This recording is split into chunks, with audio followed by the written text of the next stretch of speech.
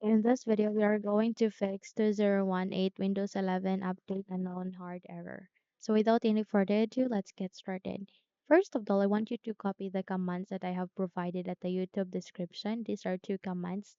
Once you have copied, paste it to the notepad, navigate to your search box, and then type for CMD. Once you have typed it, you need to wait until you're able to see a best match in this window, which is the command prompt system.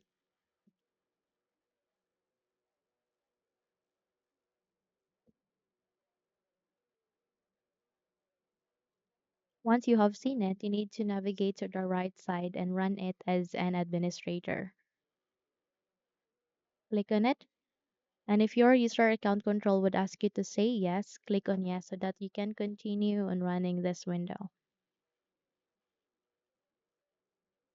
Now from here, please copy the commands one by one.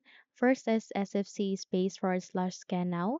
This will do system scanning and this will help you to fix the problem. So make a right click and click on paste. And once you have pasted that one, then you need to navigate here at the second, which is chkdsk space / f space / r. Copy and paste it here once the system scanning has been done, and then you need to restart your computer once you have completed these two commands. So once you have relaunched your Windows, check if the problem has been fixed.